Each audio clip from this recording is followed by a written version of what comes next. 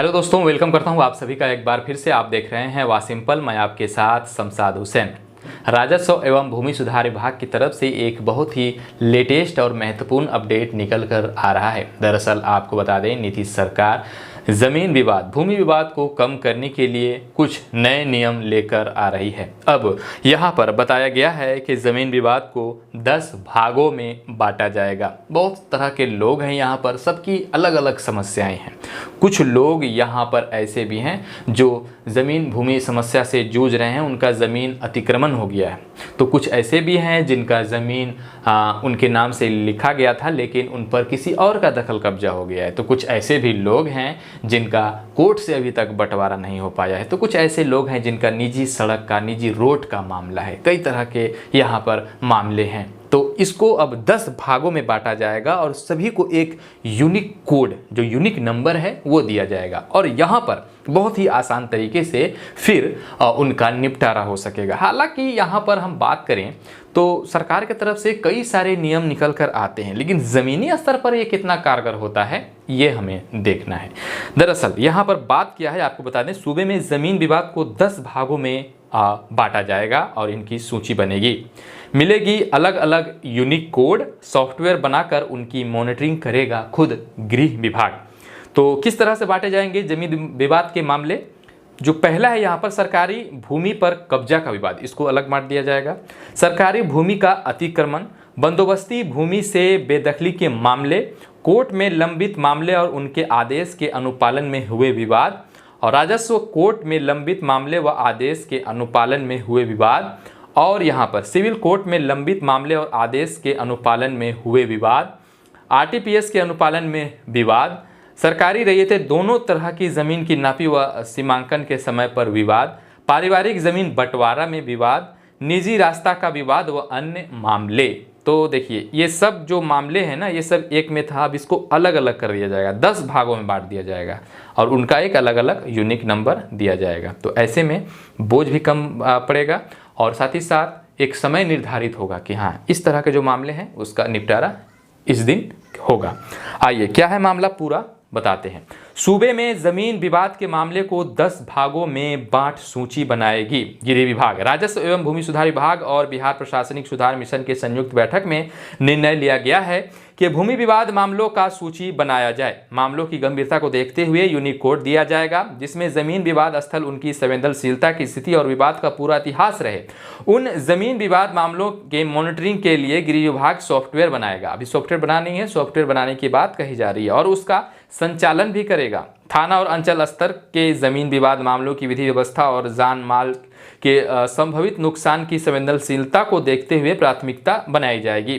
थाना प्रभारी और सीओ अपने ऊपर के पदाधिकारी एसडीओ और एसडीओ को ऐसे मामले से अवगत कराएंगे। वही एसडीपीओ और एसडीओ पूरे मामले की समीक्षा कर एसपी और डीएम को बताएंगे।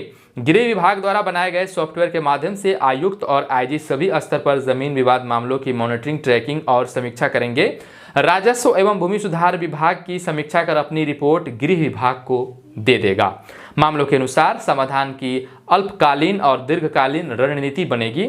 जरूरत पड़ने पर सीआरपीएफ और आईपीसी की विभिन्न धाराओं के तहत कार्रवाई भी की जाएगी। न्यायालय स्तर के आदेश का अनुपालन अंचल और थाना स्तर पर ही सुलझेगी। पूरी कोशिश होगी। अभी थाना और अंचल स्तर से लेकर एसपी और डीएम स्तर तक विवादों को लेकर बैठक होती है और उनकी कार्रवाई बिहार सुधार मिशन में अपलोड होते हैं। वहीं राजस्व एवं भूमि सुधार विभाग के स्तर से मामलों को सुलझाने की कार्रवाई होती है। इसको लेकर सभी चौकीदार को अपने इलाके से संबंधित भूमि जो विवाद है उसकी जानकारी प्रत्येक शनिवार को अंचल अधिकारी को उपलब्ध कराते हैं। तो ये व्यवस्था होने जा रहा है, जो कि अब 10 भागों में बांट दिया जाएगा विवाद को और यहाँ पर उनकी सूची बन दी जाएगी और साथ ही साथ एक यूनिक कोड भी दे दिया जाएगा। सॉफ्टवेयर बनाया जा रहा है, तो सॉफ्टवेयर जब बनकर आ जाएगा तो मैं आपको एक पार्टिकुलर अलग से वीडियो बनाकर दे दूंगा। वैसे ज़मीन विवाद पिछले 4 साल से मैं लगातार बना रहा हूं और इस पर बहुत सारे मामले हैं जो कि धीरे धीरे करके सुलझ रहे हैं। हालांकि सरकार की तरफ से कोशिश है कि वो इस मामले को जल्द से जल्द ख़त्म कर दे, लेकिन भैया निशान यहाँ पर जो बिहार की जनता है वो चाहे तब ना। यहाँ तो भाई जो है एक धूर के लिए आपस में मर्डर करते रहे हैं। तो ये सब भी बहुत समय लगेगा इसको कम होने में। और सरकार के तरफ से जो नए नियम आ रहे हैं, नियम तो अच्छा खासा होता है लेकिन ज़मीनी स्तर पर उतना कारगर नहीं हो पाता है। कुछ ऐसे मामले हैं जो मैं आपको बताऊं तो शायद आपको विश्वास ना हो। सरकार यहाँ पर कहती है अवैध बालू खनन या फिर जो शराब वाला दुकान है, अगर ऐसे करते हुए आप किसी भी व्यक्ति को देखें, ठीक है, तो आप उसकी सूचना अपने प्राथमिक जो थाना है वहाँ पर आप दे सकते हैं। आपकी पहचान को गुप्त रखा जाएगा। ऐसा कौन कहता है?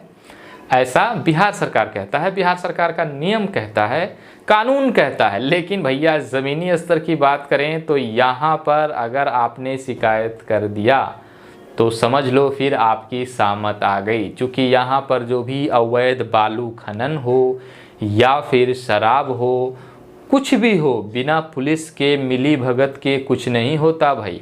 तो अभी रिसेंटली एक मामला हमारे ही एरिया का आया है, इस तरह का मामला।